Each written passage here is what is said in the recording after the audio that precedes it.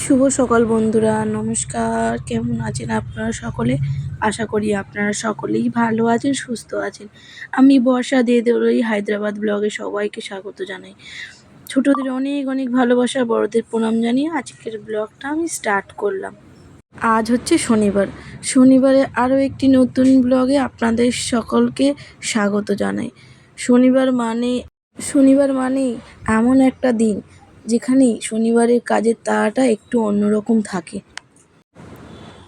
আজ সকাল সকাল রান্নাঘরে ঢুকেই ঋদ্ধিমানের জন্যে বানিয়ে ফেলেছিলাম ওর পছন্দের চাউমিন। ঝটপট সেই চাউমিনটা তৈরি করে ফেলেছিলাম। তাড়াতাড়ি সেটা ওর টিফিন বক্সে প্যাক করে ওকেও রেডি করতে নিয়ে চলে গেলাম। তারপরে ওকে খাওয়ানো দাওয়ানো, তারপরে স্কুল পাঠানো। ওর পাপাও তাড়াতাড়ি করে রেডি হয়ে ঋদ্ধিমানকে স্কুলে দিয়ে আসলো। তারপরে একটু নিশ্চিন্ত হয়ে বসে ওর পাপার জন্যে চা তৈরি করে ফেললাম।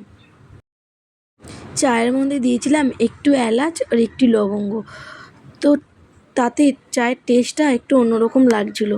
সকাল সকাল এরকম এলাচ দেওয়া চা খেতে কার না ভালো লাগে বন্ধুরা? আপনারা কে কে এরকম এলাচ দেওয়া চা খান কমেন্ট করে অবশ্যই আমাকে একবার জানাবেন। ঋদ্ধিমানকে স্কুলে দিয়ে ওর পাপা বাড়ি যখন ফিরে এলো, তার মধ্যে আমি তৈরি করে ফেলেছিলাম ওর পাপার জন্যে গরম গরম চা আর গোলা রুটি। বাঙালি মানেই তো খাবারের সাথে এক অদ্ভুত আবেগের সম্পর্ক, আর সেই সম্পর্কের তালিকায় যদি এমন কোনো খাবারের নাম বলা হয় যা একেবারেই সহজ, সুস্বাদু এবং পরম তৃপ্তিদায়ক, তবে গোলা রুটি থাকবে একেবারেই ওপরে সারিতে। কি তাই না বন্ধুরা? তোমরা কে কে গোলা রুটি খেতে পছন্দ করো চায়ের সাথে আমাকে কমেন্ট করে অবশ্যই বলো। তো বন্ধুরা, গোলা রুটি বানানোর আসল রহস্য কি? গোলা রুটি বানানোর আসল রহস্য লুকিয়ে আছে এর ব্যাটারি বা গোলার ঘনত্বের উপর। খুব বেশি ঘন হলে রুটিটি শক্ত হয়ে যাবে, আবার খুব পাতলা হলে তাওয়া থেকে তোলার সময় ভেঙে যাবে। একে বাঙালির প্যানকেকও বলতে পারেন।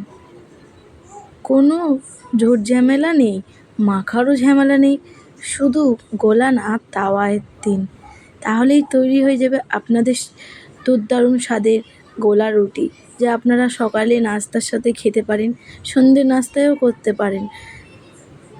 আর আমরা তো চায়ের সাথে খাচ্ছি, খেতে কিন্তু খুব সুন্দর লাগে। চায়ের সাথেও আপনারা খেয়ে দেখতে পারেন কতটা সুন্দর লাগে খেতে। তারপরে গরম গরম গোলা রুটি আর 1 কাপ চা দিয়ে দিলাম ওর পাপার হাতে। ওর পাপা খাচ্ছে আর আমি ঘড়ির টাইম দেখলাম, তখন বাজে 9:30। তো তাড়াতাড়ি তো আমাকে রান্নাটা সারতে হবে, তার জন্যে আমি তাড়াতাড়ি করে চা আর 2টো গোলা রুটি খেয়ে তারপরে একদম সময় নষ্ট না করে ওর পাপার জন্যে রান্না করতে রান্নাঘরে চলে গেলাম। একদম আলু পেঁয়াজ সব সবজি কেটে নিয়ে বসলাম, আদা রসুন পেস্টও করে নিয়েছি।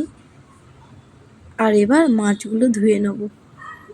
ঘরে ফ্রিজে মাছ ছিল, ফ্রিজের মাছটাকে বের করে নিয়ে চলে এসেছিলাম। তারপরে মাছটাকে আমি কড়াইয়ে নিয়ে ভেজে নিয়েছিলাম ভালো করে, লাল লাল করে। কড়াইয়ে পেঁয়াজ দিয়ে পেঁয়াজটাকে ভেজে নিচ্ছি। আর যা যা মশলা ছিল মশলাগুলো দিয়ে ভালো করে কষিয়ে নেব। মশলায় দিয়েছিলাম আদা রসুন পেঁয়াজ আর টমেটো আর একটু সর্ষে। ভালো করে কষিয়ে নিচ্ছি মশলাটাকে আমি দিয়ে। তারপরে একটু নুন আর একটু হলুদ আর একটু লঙ্কার গুঁড়ো, কাঁচা লঙ্কাটা আমি একটু কম ইউজ করি, তো আজকে কাঁচা লঙ্কা দিইনি তরকারিতে, আজকে লঙ্কার গুঁড়ো দিয়ে তরকারিটা করলাম। তো হলুদটাও আমি একটু দিয়ে দিয়েছি, তাতে কালারটা খুবই সুন্দর চলে এসেছে। তারপরে আমি ফ্রিজ থেকে একটু ধনেপাতা নিয়ে চলে এসেছিলাম।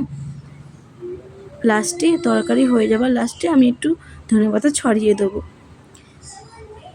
আমার তরকারিটাকে কষানোও কমপ্লিট হয়ে গেছে, আমি একটু জলও ঢেলে দিয়েছি।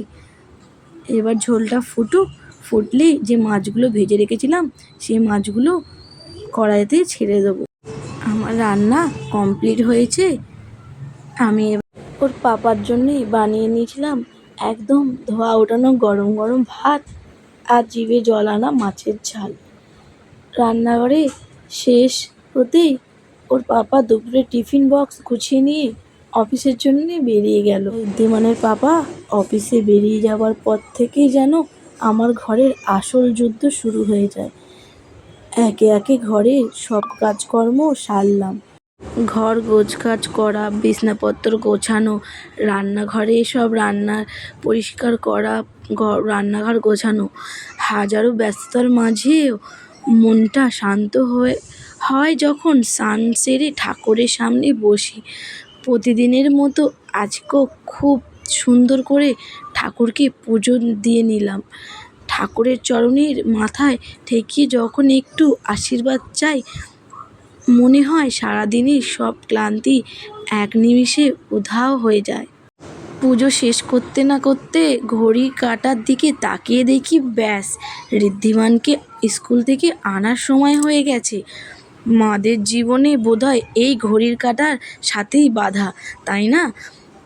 একটা কাজ শেষ হতে না হতেই আবার একটা কাজের অ্যালার্ম মনে মনেই বেজে ওঠে।